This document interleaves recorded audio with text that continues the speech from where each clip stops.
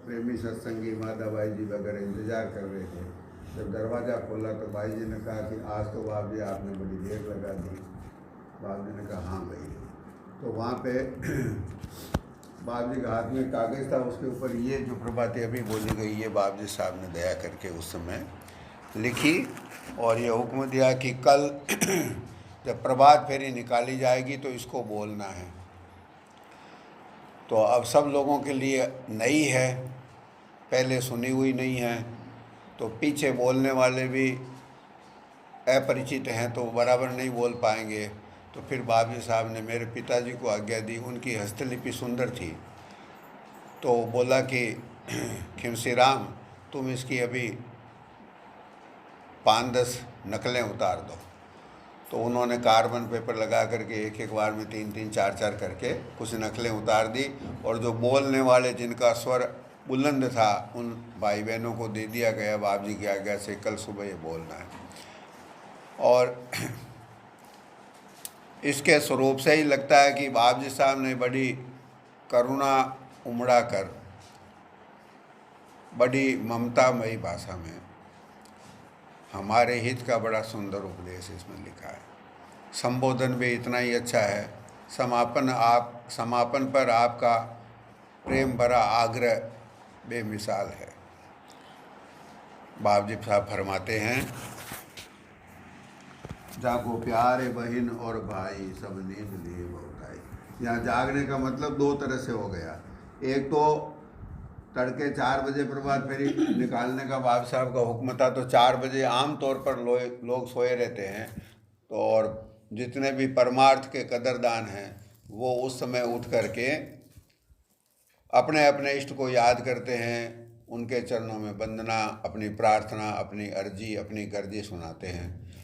तो जो इस तरह से तड़के को उठ करके अपने अपने इष्ट के चरणों में वंदना करते हैं, उनको याद करते हैं, वो जागृत आत्माएं हैं। और जो गफलत की नींद में सोए हैं, रात को लेट सोते हैं, सुबह उठते ही नहीं, सूरज उगने तक नहीं उठते, तो वो गफलत का बाहरी रूप है। तो इसलिए प्रभात फेरियां निकालने का अपनी संस्कृति में एक रिवाज भी है। और यहाँ जागने का दूसरा मतलब भी है, वो ज़्यादा गूढ़ है। वो ये है कि हम दुनिया के कामों में बहुत ज़्यादा गफलत यानी कि मूर्छा की तरह से, बेहोशी की तरह से इसमें लगे हैं, पिले हुए हैं, रचे बसे हैं। हमें जागृति यानी कि अपने असली काम, अपनी असली यात्रा, हमारे जीवन के ध्येय की पूर्ति का लक्ष्य, ये सब भूल गया है। इसलिए कहते हैं, जागो प्यारे बहन और भाई अब सब नींद लिए बहुत आई। आप लोग बहुत सो लिए हैं, अब जगो। मतलब इसका दो तरह से अर्थ हो गया। एक तो कि तड़के के समय उठ करके मालिक के सुमरण में लगो, और दूसरा ये कि अब समय कम बचा है। बहुत समय हमने इस जीवन का अधिकांश समय, जैसे नींद में समय बर्बाद होता है, कोई काम हम नहीं कर पाते, स्वार्थ का नहीं, शरीर के आराम का नहीं, शरीर के रख रखाव का नहीं, दूसरे के भले का नहीं, मालिक को याद करने वाला नहीं, कोई काम नहीं कर पाते। नींद में तो कुछ नहीं कर पाते, सो गए, सुबह उठते हैं तो वो समय लगभग व्यर्थ जाता है। हालांकि शरीर को उसकी आवश्यकता है, लेकिन शरीर तो वैसे ही नष्ट होने वाला है। ज़रूरत से ज़्यादा सोना, या कि आलस में पड़े रहना, या कि हर समय जब समय मिले तभी थोड़ा सो लिए, तो ये गफलत कहलाता है। तो संतों ने कहा कि अब जागो यानी जाग करके जागृति लाओ। जागृति यानी सावचेती लाओ। अपना काम क्या है करने का, उसको भूले हुए हैं। उस काम को करने के लिए समय कम बचा है, उस काम का महत्व बहुत ज़्यादा है। ये मनुष्य शरीर किस लिए मिला है, दोबारा वापस मिलेगा नहीं, इसकी सफलता कैसे की जा सकती है। और यदि सच्चे पूरे गुरु की शरण प्राप्त हो गई है तो उन्होंने इस मनुष्य शरीर को सफल बनाने का जो तरीका बता दिया है, उस काम, वो अपने हित का काम है, उस काम को करने में हमें जुट जाना चाहिए।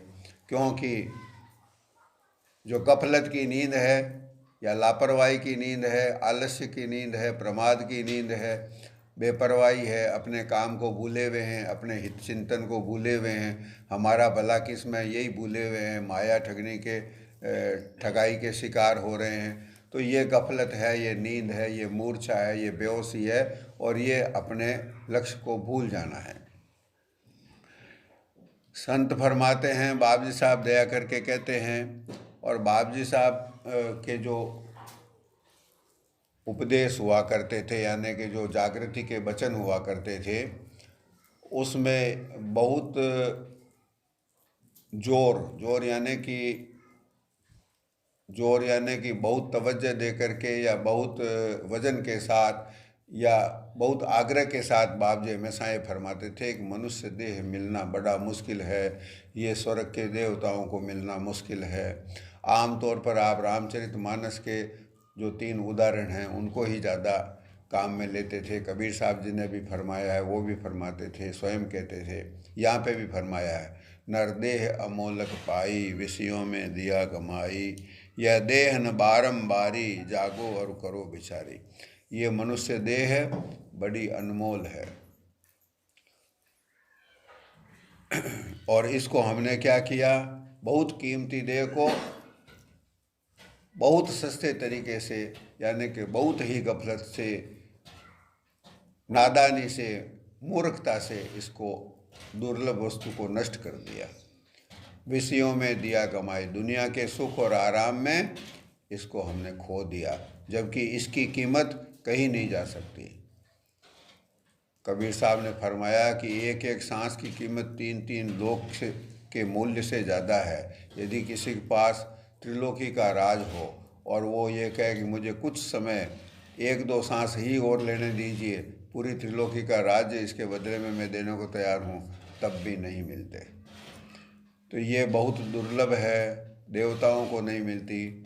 बाबजी साहब फरमाया करते थे, रामचरितमानस में गोसाई जी महाराज फरमाते हैं, बड़े भाग मानुष तन पावा, सुर दुर्लभ सद ग्रंथन गावा। ये मनुष्य शरीर बड़े भाग्य से मिला है और ये देवताओं को मिलना दुर्लभ है। ऐसा सब सदग्रंथों का हवाला गोसाई तुलसीदास जी साहब देते हैं।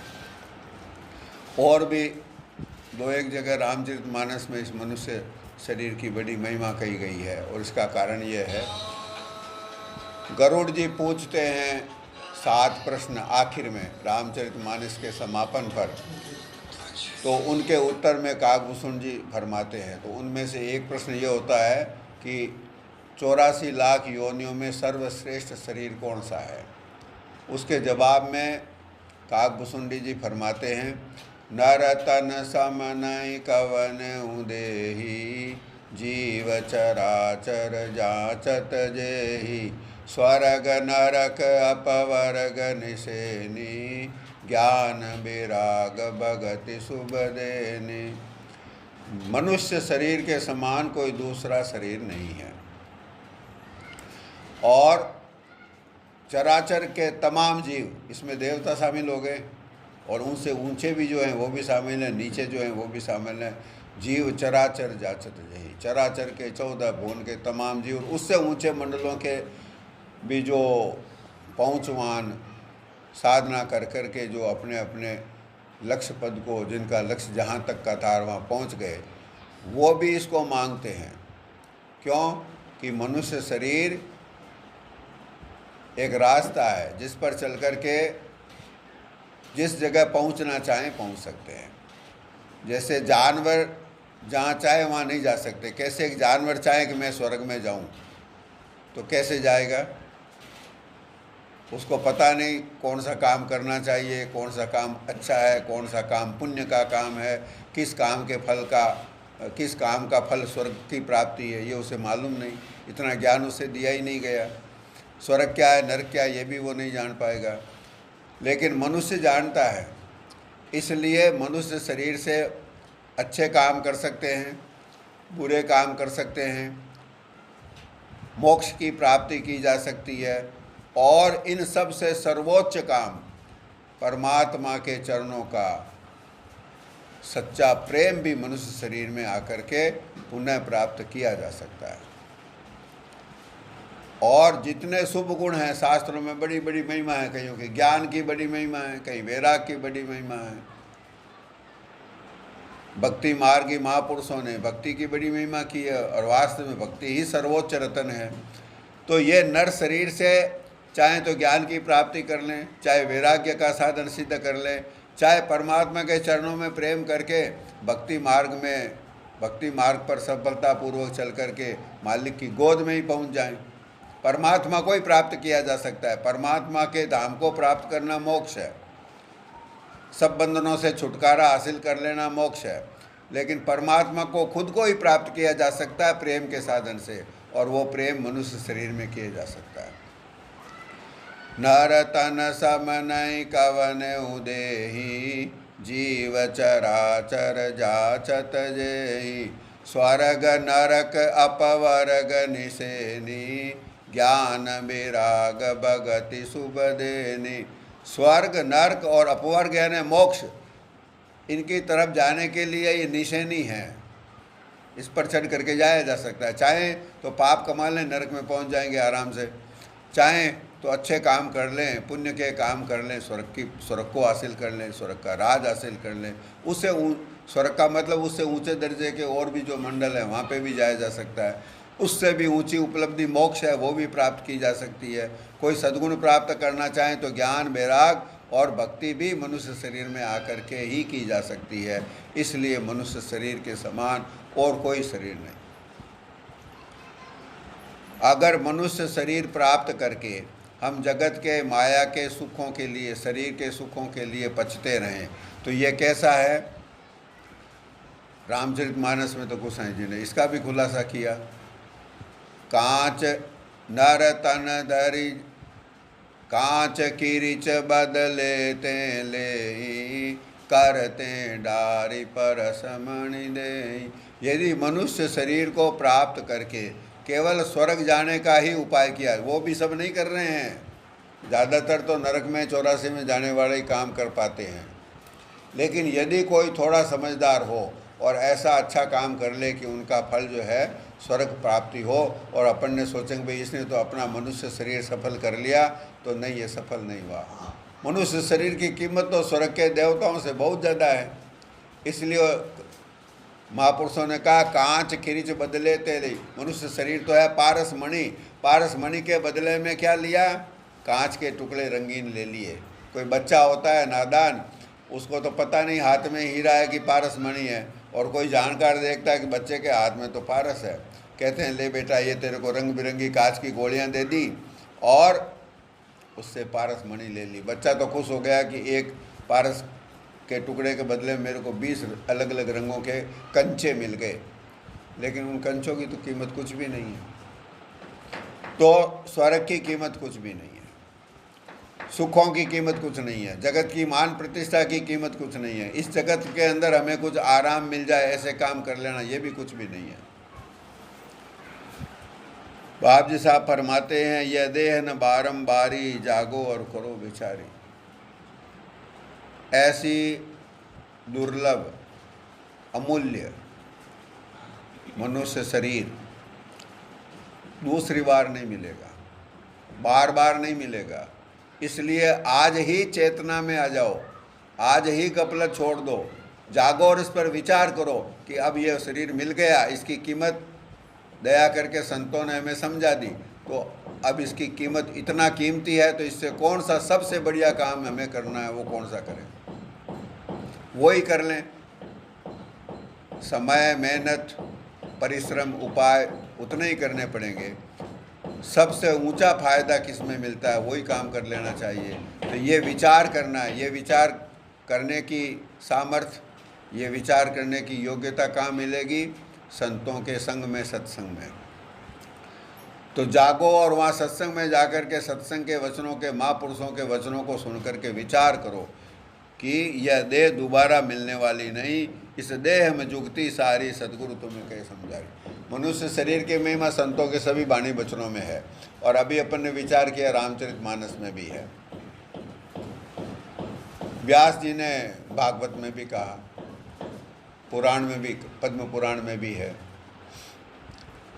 कि मनुष्य शरीर बहुत दुर्लभ है, कलयुग का समय अत्यंत दुर्लभ है। लेकिन क्यों दुर्लभ है? या मनुष्य शरीर ही परमार्थ कमाने का साधन है। साधन धाम मोक्ष कर द्वारा, पाए निजई परलोक संवारा। सो परत्र दुख पावई, सिर धुन धुन पछताए। कालई कर्मई ईश्वरई, मिथ्या दोष लगाए। यह साधन का धाम है। साधन यानी कैसा भी साधन करने का ठिकाना, घर। जैसे नाव चलती है घाट से, तो घाट यही मनुष्य शरीर है। तो साधन धाम है, मोक्ष का दरवाज़ा है ये। बस इससे मोक्ष की तरफ जाया जा सकता है। इसको प्राप्त करने के बाद में अपने परलोक को नहीं बना लिया, नहीं सुधार लिया, तो बाद में दुख पाएंगे, सिर धुन धुन कर पछताएंगे, काल कर्म और ईश्वर को झूठा दोषारोपण देंगे। क्योंकि परमात्मा ने दया करके मनुष्य शरीर दे दिया। कहते हैं कि हमारा समय अनुकूल नहीं था, समय अनुकूल नहीं था तो मनुष्य शरीर कैसे मिला? यही तो अनुकूल होता है, यह भी मिल गया। परमात्मा को दोष देंगे कि मालिक ने दया नहीं करी, दया नहीं करी तो मनुष्य शरीर कैसे मिलता है? झूठा दोषारोपण है। अब अपनी गलती रह गई तो उनके ऊपर दोष हम लगाने की हमारी एक प्रवृत्ति है जो गलत है, तो फिर झूठा दोष लगाएंगे, उसको कोई सुनने वाला नहीं है। फिर आखिर में पछताना पड़ेगा जब ये मौका हाथ से चला जाएगा, जब ये मनुष्य शरीर बीत जाएगा, संपूर्ण हो जाएगा, ये आयु हमारी समाप्त हो जाएगी। जब ये मनुष्य शरीर छीन लिया जाएगा तब हम पछताएंगे, सर धुनेंगे, लेकिन उस समय के पछताने से कुछ नहीं होगा। तो संत कहते हैं कि इसकी कीमत क्या है, क्यों इतनी महिमा की गई। बाप जी साहब ने हमें दया करके इसका भेद भी खोल के बताया कि यह मनुष्य शरीर पूरी सृष्टि का नमूना है। क्यों नमूना बनाया गया? कि इसी मनुष्य शरीर के द्वारा जीवात्मा जो माया के दलदल में उतर गई अपने घर को छोड़ करके, तो इसी मनुष्य शरीर में आने के बाद में यहाँ से वापस उल्टा ही जा सकती है, वापस पलटा ही जा सकती है, वापस अपने निज घर की तरफ लौटा ही जा सकती है, और किसी शरीर में नहीं हो सकती। तो कोई भी योग साधना जो परमात्मा के घर की तरफ ले जाने वाली है, जो अपने घर की तरफ ले जाने वाली है, वो मनुष्य शरीर में ही क्यों बनती है? कि यह मनुष्य शरीर पूरी सृष्टि का नमूना है। नमूना कैसे है? ये बात तो दूसरे संतों के साहित्य में भी कहीं नहीं मिलती। केवल अपने बाप जी साहब ने दया करके, उचित समय देख करके, दया उमड़ा करके ये बात खोल दी कि मनुष्य शरीर में बाहर रचना में जितनी रचना रची गई है उसकी नकल के अत्यंत सूक्ष्म चैतन्य बिंदु, यानी वहाँ से जो चैतन्य धार हमारे मनुष्य शरीर में आती है, उनमें आपस में कनेक्शन लगा हुआ है, वो धार आती है जहाँ ठेका लेती है, उसे चैतन्य बिंदु कहा गया। यानी जैसे कहा गया कि दोनों भवों के पीछे, दोनों आँखों के पीछे, दोनों भवों के बीच में पीछे की तरफ आज्ञा चक्र है, यानी तीसरा तिल है, शिव नेत्र है, पिंड की रचना का छठा चक्र है। इसके ऊपर सहस्रदल कमल है, फिर उसके ऊपर ओंकार त्रिपुटी पद है मस्तिष्क की तरफ, और आज्ञा चक्र के नीचे कंठ में विशुद्ध चक्र है, विशुद्ध चक्र के नीचे हृदय में अनाहत चक्र है, अनाहत चक्र के नीचे नाभि में मणिपूरक चक्र है जहाँ विष्णु भगवान का वासा है, अनाहत चक्र में शिव जी का तमोगुण का वास है, इसे हृदय चक्र भी कहा गया। तो ये सारी की सारी पूरी रचना का नमूना, आज्ञा चक्र से नीचे पिंड देश की रचना का पूरा नमूना, ब्रह्मांड देश की रचना का पूरा नमूना, और सत्य देश की रचना का पूरा नमूना, और ब्रह्मांड और पिंड के बीच में अंड देश की रचना का नमूना, यानी तमाम रचना जो बाहर रची गई उसकी नकल का। और बाप जी साहब ने इसका फरमाया कि नकल का मतलब क्या है। नकल का मतलब ये है कि जैसे बाप जी ने फरमाया मॉडल होता है, नक्शा होता है, ग्लोब होता है। स्कूलों के अंदर भूगोल पढ़ाते वक्त बच्चों को दिखाते हैं हिंद महासागर कहाँ है, कैसा है, हिमालय पर्वत कहाँ है, एवरेस्ट कहाँ है, भूमध्य सागर कहाँ है, लंदन कहाँ स्थित है, नक्शे में बता देते हैं। मॉडल में एक ग्लोब होता है गोल, जैसी पृथ्वी का आकार है वैसा बनाया हुआ, और उसी तरह से झुकाया हुआ समझाने के लिए, तो वो नमूना के द्वारा समझाई जा सकती है। तो ये नक्शा है मनुष्य शरीर में, और इसी के जरिए से आध्यात्मिक साधना संपन्न होती है।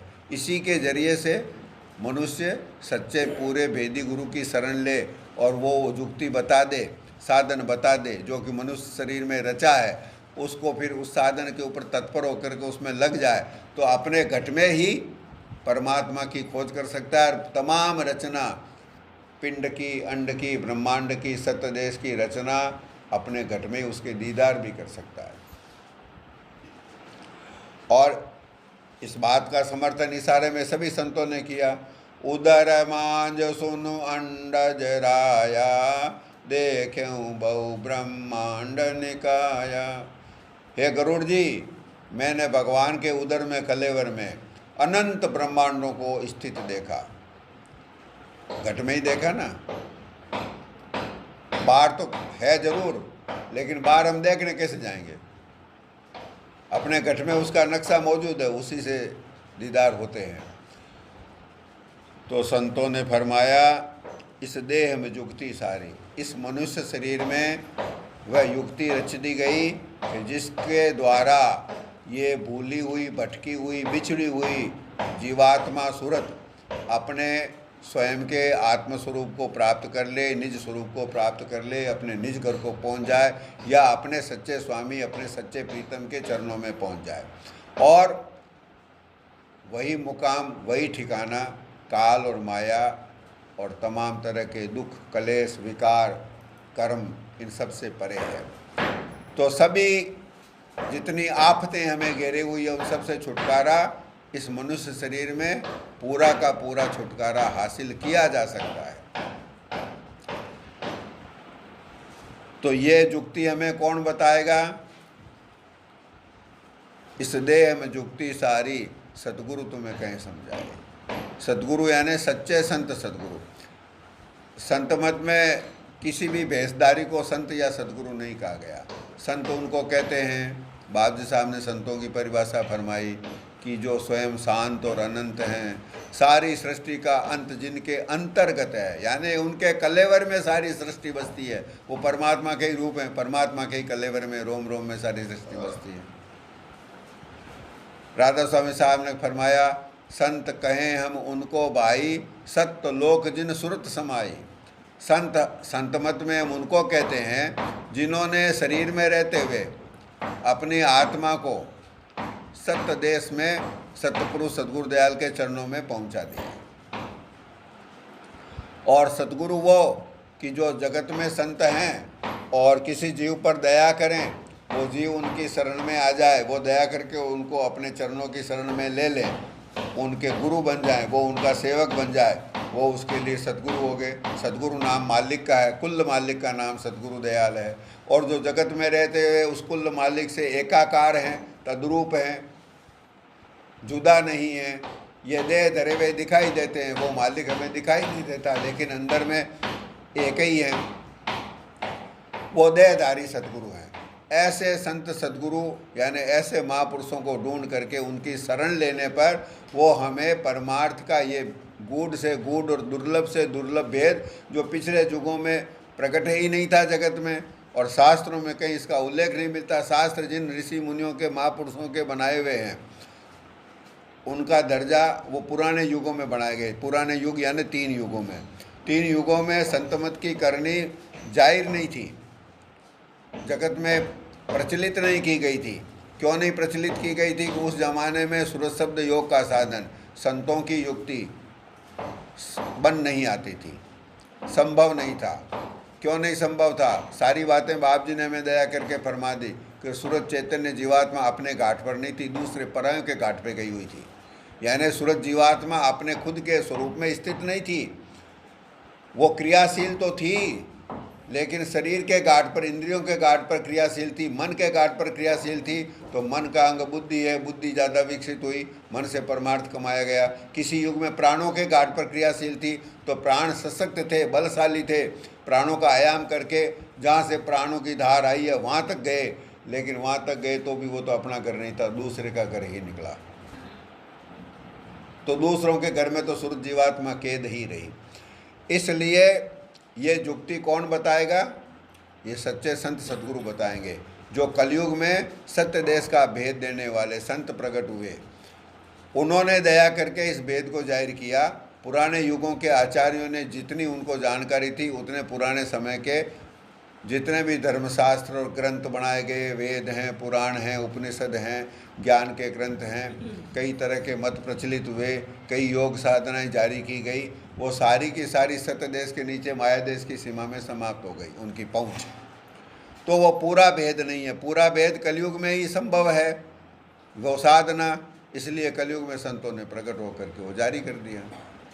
और हमारे मूल आचार्य सदगुरु कबीर साहब सतपुरुष सदगुरु दयाल दया करके जगत में पधारे और उन्होंने आकर के संत मत कायम कर दिया।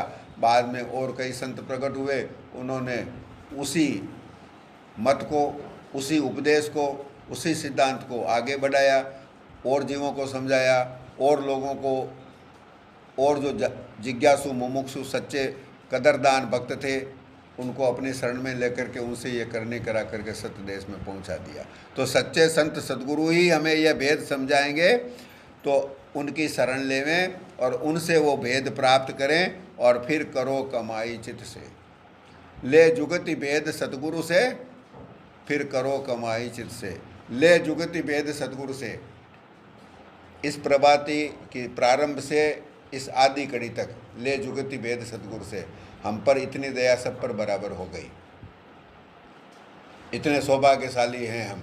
अब आगे की बात हमारे यहाँ खाली रह गई। वो आगे की बात कहाँ शुरू होती है? फिर करो कमाई चित्त से। चित्त से यानी जागृत हो करके इसकी कमाई में लगो। वो काम हमसे नहीं हुआ, जबकि करना इसी मनुष्य शरीर में। मनुष्य शरीर बहुत छोटा है और हमारा अधिकांश समय बीत गया है। हमें ऐसा महसूस होना ही चाहिए, और कभी कभी होता भी है कि ये तो शरीर तो गया, उम्र तो बीत गई, लेकिन वो करो कमाई चित्त से वो काम नहीं हुआ।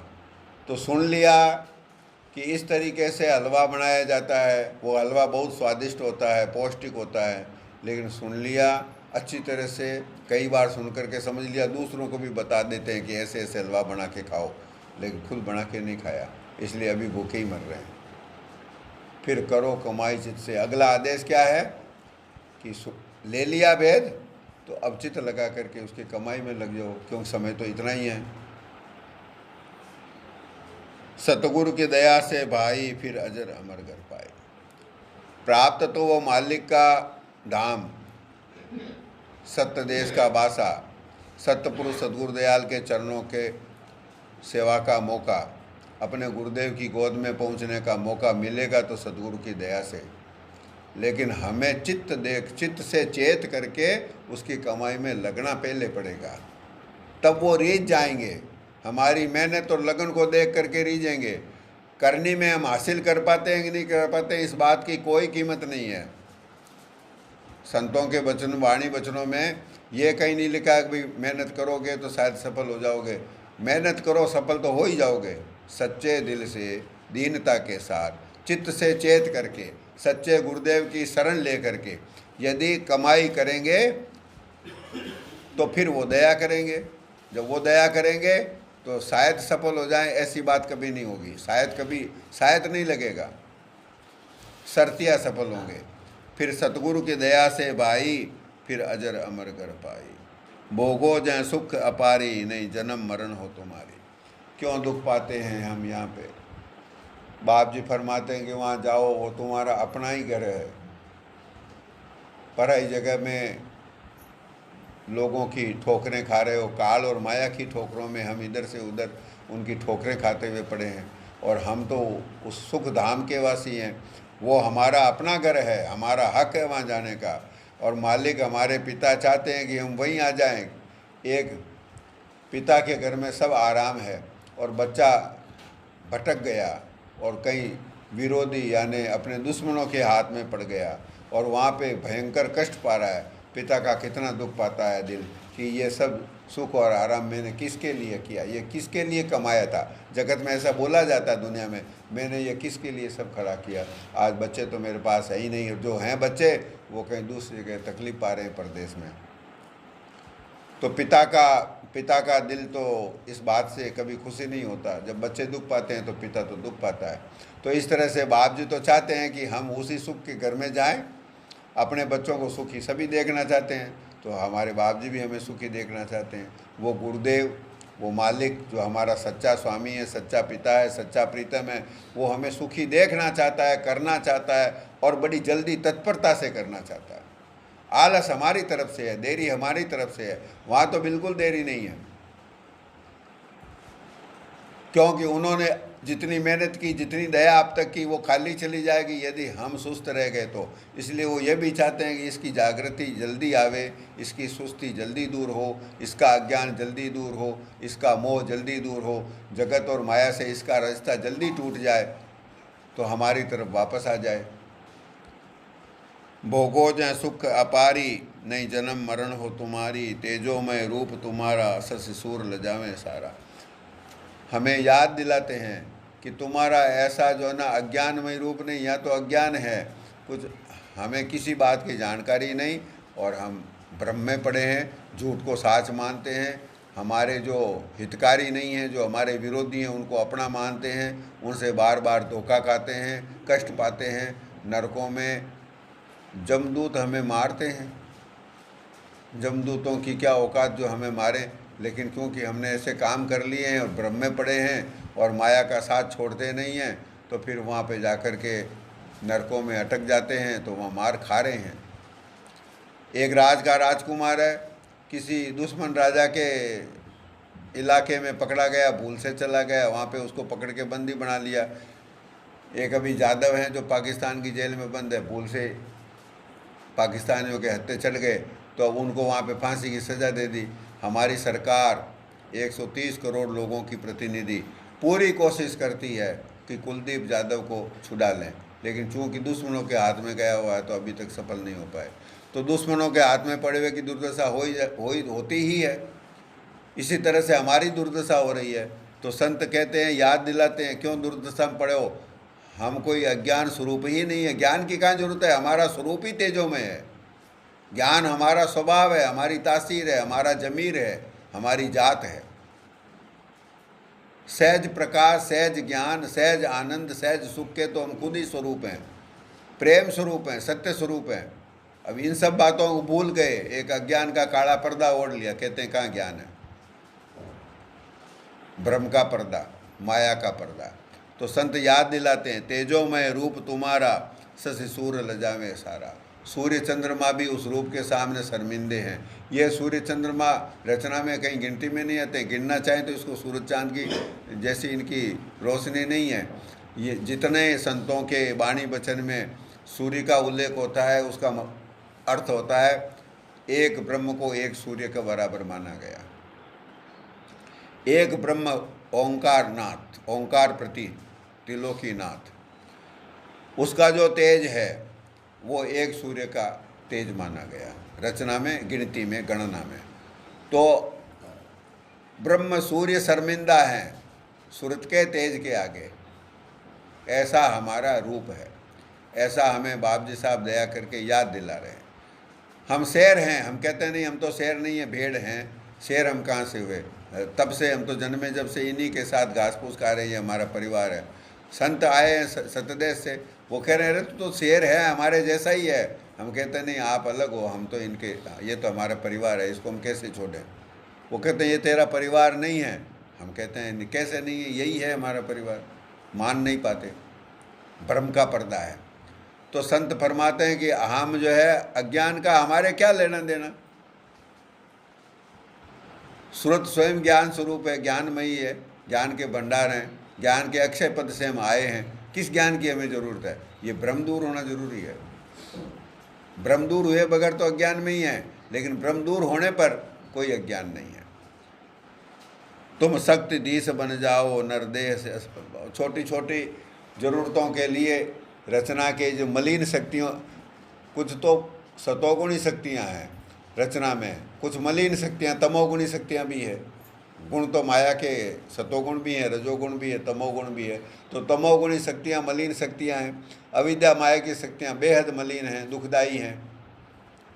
हम उनकी जी हजूरी करते हैं, चिरोरी करते हैं, उनके आगे अपना दामन पसारते हैं मामूली मामूली बातों के लिए। जगत में कोई छोटा बड़ा काम अटक जाए तो ऐसे जो ऐसे कई देवता हैं जिनको बलि चढ़ती है, जिनको जीव हिंसा करके ही भोग लगाया जाता है, हम उनसे हमारा काम सिद्ध करवाना चाहते हैं। अरे वो तो खुद तमोगुणी हैं, मलिन बुद्धि के हैं।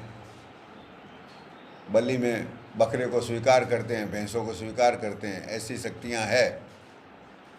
और हम उनसे हमारा काम सिद्ध करवाना चाहते हैं, जाएंगे नरक में, हम भी पड़ेंगे उनके पीछे पीछे। ऐसे हम नहीं हैं। हमारे ज़रूरत क्या है, ये दुख और तकलीफ सब मिट जाएगी, और है तो भुगत लेंगे। हमारा सच्चा स्वामी प्रेम समुद्र परमात्मा, दया का, ज्ञान का, प्रकाश का, आनंद का भंडार समुद्र, क्षमा का समुद्र, करुणा का समुद्र, ममता का समुद्र, वो हमसे इतना प्यार करता है, इनकी गर्ज करेंगे तो भी हमारी बात, ये हमारी मांग पूरी नहीं कर पाएंगे, और करेंगे तो ये तो हमें उसका परिणाम ज़्यादा दुख मिलेगा। तो इस भ्रम से बाहर निकलना जरूरी है। हम तो शक्तिधीश बन जाएंगे, तुम शक्तिधीश बन जाओ। ये तमाम शक्तियाँ फिर हमारी जी हजूरी भले ही करे।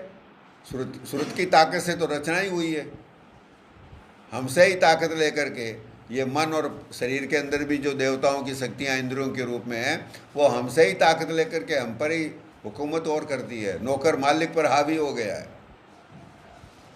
ऐसी दशा है तो सही, यदि हमारे समझ में नहीं आती या मानने में नहीं आती है तो इसका कोई दोष नहीं है। ये अविद्या के पर्दे का असर है, माया के दायरे में है, उसकी कैद में है, उसके पर्दे में है, उसके आवरण में है। दूर तो बाप जी की दया से होगा, दूर तो नाम के साधन से होगा, लेकिन बात वास्तविक यही है कि हम सर्वशक्तिधीश्वर प्रभु के अंश हैं, इसलिए सर्वशक्तिधीश्वर ही हैं। चेतन अमल सहज सुख राशि, ये जीवात्मा चैतन्य है, निर्मल है, और दुख का काम नहीं है, सहज में सुख की भंडार है। ईश्वर अंश जीव अविनाशी, अविनाशी भी हैं। ईश्वर अंश जीव अविनाशी, चेतन अमल सहज सुख राशि, सो माया बस भयउ गुसाई, बंध्यो कीर मरकट की नाई। वो ऐसा अविनाशी, निर्मल और चैतन्य माया के बस में हो गया और बंध गया। चैतन्य को कौन बांध सकता है? कहते हैं माया के बंधन में आ गया। माया कौन है? कि जड़ है। जड़ ने कैसे बांध लिया चैतन्य को? बांध तो लिया, क्यों बांधा नहीं? जड़ नहीं बांध सकता चैतन्य को, लेकिन चैतन्य इस भ्रम में आ गया कि मैं तो इसके बंधन में हूँ, मैं आज़ाद कहाँ हूँ। तो यहाँ उदाहरण देते हैं तोते और बंदर का। तोता भ्रम में आ जाता है, उसको जब शिकारी को पकड़ना होता है, पिंजरे में डालना होता है, तो एक धागा एक पेड़ की डाली से दूसरी पेड़ की डाली पर बांधते हैं, उसके बीच में एक नलकी को बांध देते हैं। उस नलकी के एक किनारे पर आकर के तोता बैठा, दूसरे किनारे पर को खाने की चीज़ रख देते हैं। तोता जैसे ही बैठा तो कोई बीच धागे जितनी बारीक बैलेंस वाली जगह में तो बैठेगा नहीं। एक किनारे पर बैठते ही जो है ना, उसके वजन से वो नलकी उल्टी हो जाती है, तो तोते का पाँव ऊपर और सिर जमीन की तरफ हो जाता है। तोता सोचता है कि आज तक तो आसमान ऊपर था, आज पृथ्वी सर के ऊपर हो गई है और आसमान पैरों के तले हो गया। अब यदि इस नलकी को छोड़ दूंगा तो पताल में जाके गिर जाऊंगा, पता नहीं कितने ऊंडे खड्डे में, तो छोड़ नहीं सकता। समय पर ये क्या हो गया? अचानक प्रलय आ गई क्या? वो नलकी को और मजबूती से पंजों से पकड़ लेता है, कहीं छूट गया तो गिर जाऊँगा। अगर उसको छोड़ दे तो पंख तो वो के वही हैं, अभी भी उड़ सकता है, लेकिन सोचता है छोड़ूं कैसे, छोड़ूंगा तो गिर जाऊंगा। तब तो शिकारी आते हैं, बहेलिया, वो उसको हाथ से पकड़ के पिंजरे में डाल देते हैं। आ गया कैद में, अब छूटना मुश्किल। ऐसे ही बंदर को भी पकड़ा जाता है, संकड़े मुंह के घड़े या लोटे के अंदर चने डाल देते हैं। चने बंदर को बहुत ज़्यादा प्रिय हैं। मुंह इतना रखते हैं उस लोटे या घड़े का कि बंदर उसमें हाथ डाले और जब अंदर चने मुट्ठी में भर ले तो बंधी हुई मुट्ठी वापस न निकल पाए। जैसे चूड़ियाँ पहनते हैं तो सीधा हाथ करके तो पहन सकते हैं, मुट्ठी बंद करके पहनो या खोलो तो खुलती है क्या? अब वो जो है वो बंदर सोचता है कि ये क्या होगा, अचानक तो ये घड़ा छोटा हो गया, अभी तो मेरा हाथ गया तो अब तो वापस निकलता नहीं है, और घड़ा ज़मीन में मजबूती से कसा हुआ होता है या भारी होता है। अब बंदर सोचता है कि अब कोई प्रलय आ गई है, समय उल्टा हो गया है, अब कैसे जो, अब तो बंधन में आ गए। अब वो यदि चने का लोभ छोड़ दे, खाली कर दे मुट्ठी, रात को वापस सीधा करे तो वैसे ही निकाल सकता है जैसे डाला था, लेकिन वो भ्रम में आ गया। बंध्यो कीर मरकट की नाई, ये माया का असर है। इस भ्रम की वजह से बंधन में आ गया, नहीं तो हमें बंधन में डालने वाला कौन? तो बाबजी साहब ने कहा कि ये भ्रम निकल जाएगा, तुम शक्ति धीश बन जाओ, नर देह से असफल पाओ। मनुष्य शरीर से ऐसा उत्तम फल, उत्तम गति प्राप्त होती है, सचमुच में हुई है, सबको हुई है जो महापुरुष वहाँ सत्य देश में पहुँचे। अस अनुपम यह नरदेही, अब सफल करो सब ते ही। बाबजी साहब का अगला आदेश है, ऐसी अनुपम ये मनुष्य शरीर हमें मिला है, इसको अब सफल यानी जो मिला है तो इसका पूरा फायदा यही है कि तुम शक्तिधीश बन जाओ, ऐसी दशा को प्राप्त कर लें कि दुनिया की रचना की तमाम शक्तियाँ तो हमारी ताबेदारी में रहे। फिर वो हमसे पूछ पूछ के तो सब काम किए जाएंगे, बस फिर कोई काम अटकने वाला सवाल ही नहीं। हमारा कौन सा काम है जो अटक जाएगा। विषयों की आशा छोड़ो, भक्ति में अब मन जोड़ो।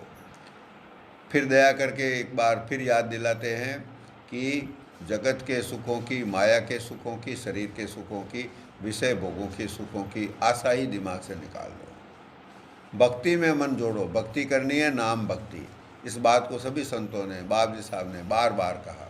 कबीर साहब ने कहा कि क्यों आशा रखते हैं जगत की, कभी आज तक कोई इस जगत से अपनी पूरी आशाओं को संपूर्ण तौर पर तृप्त करके यहाँ से गया ही नहीं, सब निराश ही गए। क्यों? यहाँ से सफल आशावान होकर के तो वही जाते हैं जो नाम की आराधना करते हैं। नाम की आराधना कौन सी? सत्य देश के सत्य नाम की आराधना। आशा तो सतनाम की, दूजी आस निराश, पानी माई घर करे तो भी मरे पियास। आशा तो सतनाम की, दूजी आस निराश, दूजी आशा मारसी, जो चौपर की सार।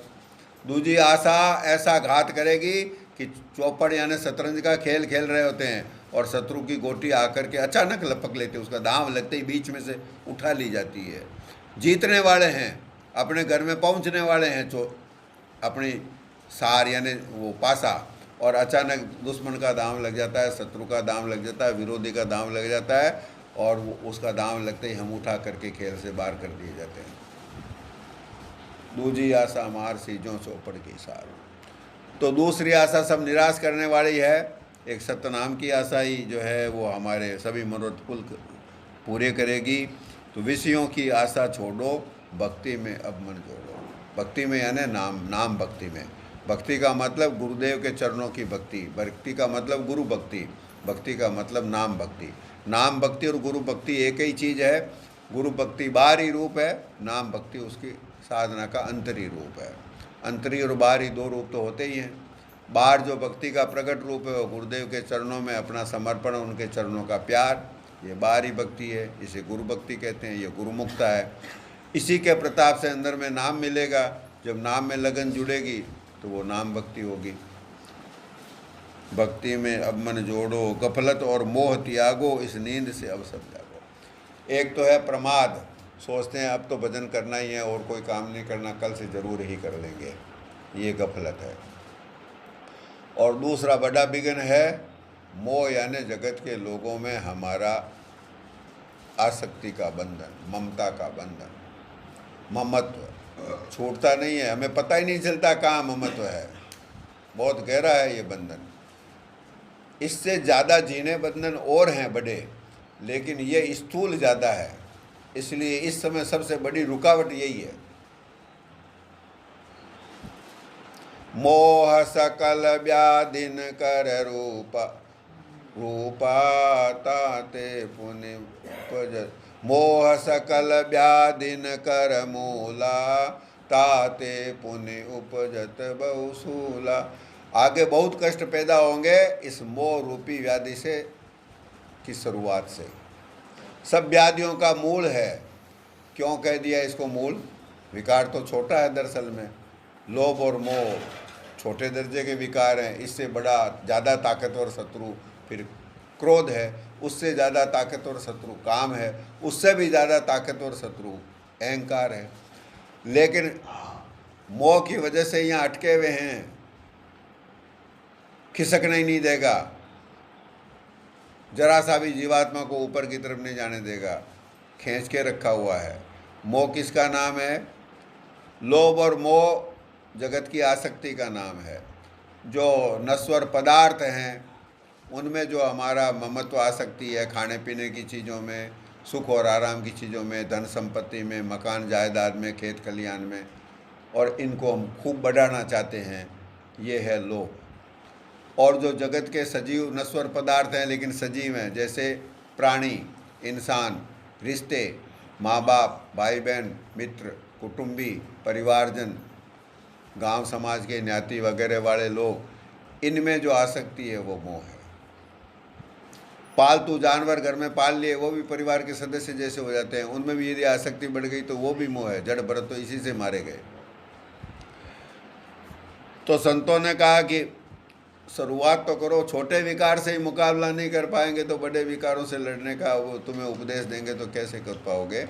तो गफलत यानी कि प्रमाद, आलस्य, लापरवाही, और मोह यानी जगत के लोगों में हमारा बंधन, खास तौर से कुटुंब के लोगों में बहुत ज़्यादा हमारा बंधन होता है। इस नींद से अब सब जागो। ये नींद है, ये मूर्छा है। जैन मत में लोभ और मोह को मूर्छा कहा भी गया है कि इस समय हम मूर्छित अवस्था में, क्यों कि लोभ और मोह से ग्रसित हैं, इसलिए मूर्छा यानी बेहोश है।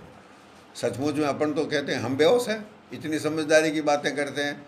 महापुरुष कहते हैं बेहोशी में कर रहे हो, कहाँ समझदारी है। इस नींद से, और बाप जी साहब फरमाते हैं हम नींद में हैं, इससे जगो। बात एक ही है, सतगुरु दुआरे जाओ वह भक्ति भेद सब पाओ। फिर फरमाते हैं कि शुरुआत कैसे कर पाओगे? ज़्यादा उपदेश देने से क्या होगा? रास्ता बताने से फ़ायदा होगा। उपदेश बाप जी ने दिया, हमारे लगता भी कम ही है। अब रास्ता बताएंगे तब तो चल पाएंगे। तो रास्ता ये है कि पहले सच्चे पूरे गुरु की खोज करके उनके दरबार में हाजिरी देने जाओ, उनके सत्संग में जाओ। वहाँ पे भक्ति के सारे भेद मिलेंगे। वहाँ पता चलेगा कि क्या परमार्थ असली क्या है, परमार्थ में छोटे दर्जे के परमार्थ क्या है, पिछले युगों के परमार्थ क्या है, जीव का सच्चा हितकारी परमार्थ कौन सा है, इस समय का कलयुग का धर्म क्या है, उसको हम कैसे प्राप्त करें, उसमें रुकावटें क्या है, हमारा मन कितनी बड़ी रुकावट है, परिवार जगत के रिश्ते नाते, धन संपत्ति, मान बढ़ाई और फिर कर्मों का बंधन, ये कितनी रुकावटें हैं, हमारे आचरण में कमियां क्या क्या हैं, हमारा स्वभाव निर्मल कैसे होना चाहिए कि हम मालिक का नाम ठीक ढंग से ले सकें, जो चंचलता है चित्त की वो मिटेगी कैसे, एकाग्रता कहाँ से आएगी, कैसे आएगी, इसमें सबसे बड़ी रुकावट क्या है, अंतःकरणों की मलिनता क्या है, दूर कैसे होगी। बहुत सारे भक्ति के फिर अंदर बारीकियाँ हैं, वो सब दूर कैसे होगी? सच्चे संतों की सत्संग में जाने से। यही है सतगुरु के द्वारे जाना। सतगुरु द्वारे जाना यानी संतों के दरबार में पहुंचना, उनकी शरण लेना, और फिर सच्ची जिज्ञासा के साथ, दीनता के साथ, नम्रता के साथ उनके वचनों की कीमत को समझते हुए उनके उपदेश को सुनेंगे तो धीरे धीरे सब चीज़ों का खुलासा होता जाएगा। तब जन्म सफल हो तुम्हारा, यह मानो वचन हमारा। बस तभी जन्म सफल हो सकता है। ये संतों के अनमोल वचन हैं, इनको मानने में हमारा फ़ायदा है। संत कहते हैं भाई मान लो।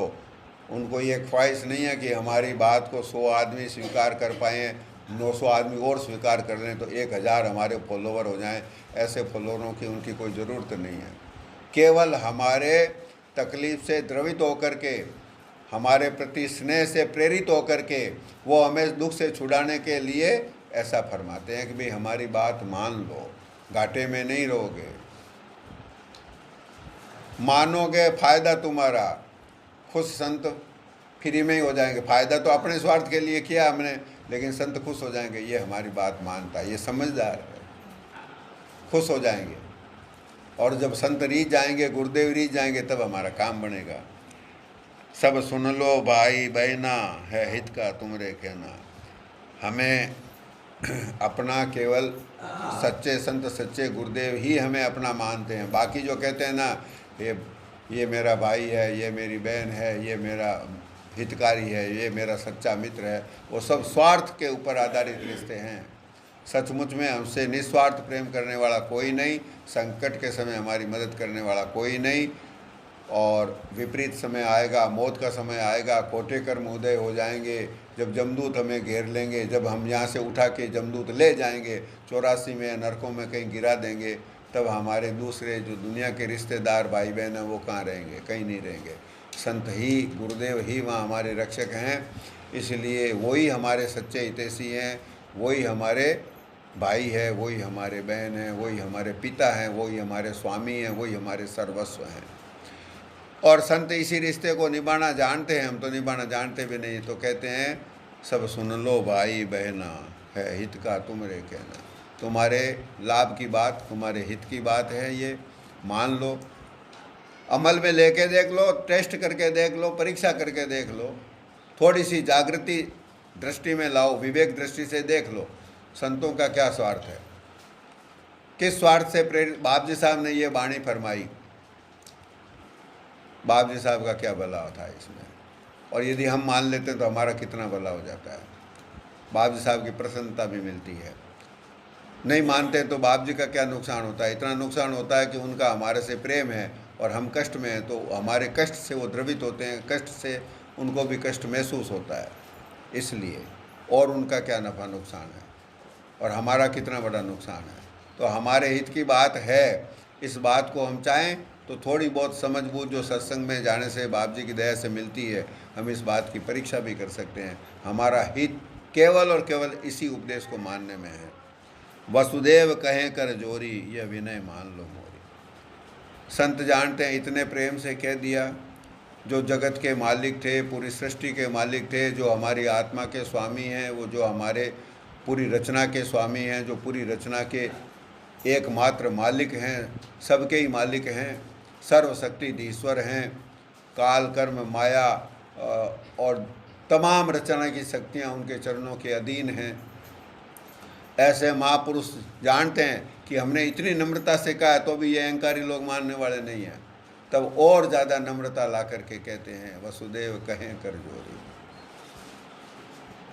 ये संतों की करुणा है, ये संतों का ममत्व है कि हम जैसे नाचीजों को, जुगनू की सूरज के सामने शायद कोई औकात हो सकती है, लेकिन हमारी तो जुगनू जितनी, यदि बाप जी को सूरज मान लें तो हम जुगनू जितने भी नहीं हैं, दीपक जितने भी नहीं। दीपक जितना होना बहुत बड़ी बात है। दीपक तो खुद प्रकाशित होता है, हमारे अंदर कहाँ है प्रकाश? अज्ञान ही अज्ञान भरा हुआ है, कोई हैसियत हमारी नहीं है। तब हमारे सामने संत दया उमड़ा करके, करुणा उमड़ा करके, ममता उमड़ा करके हमारे लिए हित का विचार करके कहते हैं भैया तुमको हाथ जोड़ते हैं। माँ बाप, माँ कभी परेशान हो जाती है, बच्चा कहना मानता ही नहीं।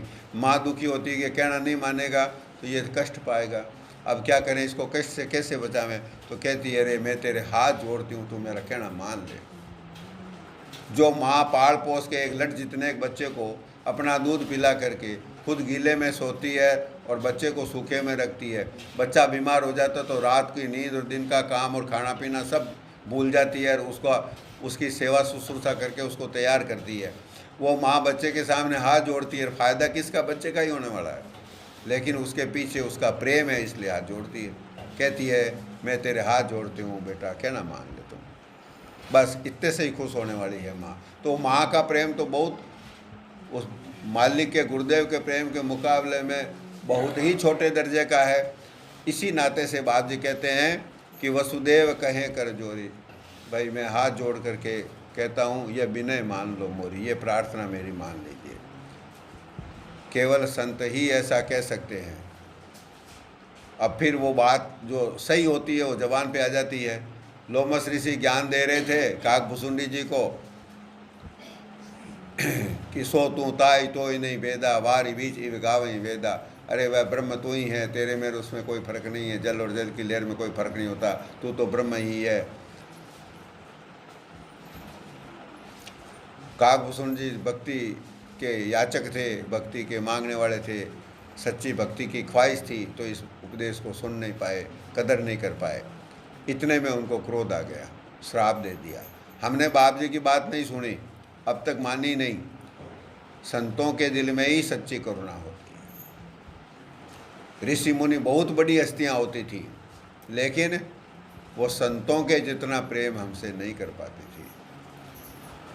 लकड़ी चंदन की है तो भी ज़्यादा संघर्षण करने से उसमें भी आग प्रकट हो जाती है। अति संघर्षण जो कोई करें अनल प्रकट चंदन ते होई। यदि कोई ज़्यादा संघर्षण करे तो ऋषि मुनि और ज्ञानियों के भी क्रोध प्रकट हो जाता है। ऐसा हो गया लोमस ऋषि के साथ। लेकिन संतों, हमने बाप जी के इतनी निर्मल आज्ञा, हमारी इतनी हितकारी आज्ञा का हम पालन नहीं कर पाए। बाप जी फिर भी अब भी चाहते हैं कर लें, अब भी मदद करते हैं, तैयार हैं, करेंगे। क्यों कि वास्तविक करुणा, वास्तविक प्रेम जीव मात्र से, जो उनका कहना मानता है उससे भी और जो नहीं मानता उससे भी, ये संतों की करुणा है। तो अब हमारा फर्ज तो यही है कि ये हमारे हित के लिए है। हित का तुमरे कहना, हमारे हित के लिए तो ये उपदेश दिया गया, हमें ही दिया गया।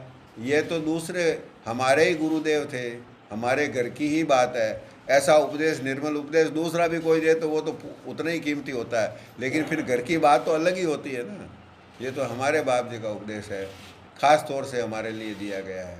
तो कोशिश करें अपन भी कि इसका कुछ पालन कर पाएँ, जिससे कि उनको संतोष हो, खुशी हो। सोचें बाप जी साहब अपने दया करुणा में विचार करें कि चलो ये कुछ तो मानेगा, मान रहा है, अच्छी बात है, और मदद करेंगे। तो उनसे यदि इन वचनों का पालन नहीं होता तो उनसे मदद भी मांग सकते हैं। इसी वचनों के पालन की, इसी आज्ञा के पालन की ताकत, क्षमता, मदद बाप जी से मांगी जा सकती है। बाप जी खुश होकर के देंगे। इसी प्रार्थना के साथ मेरा तू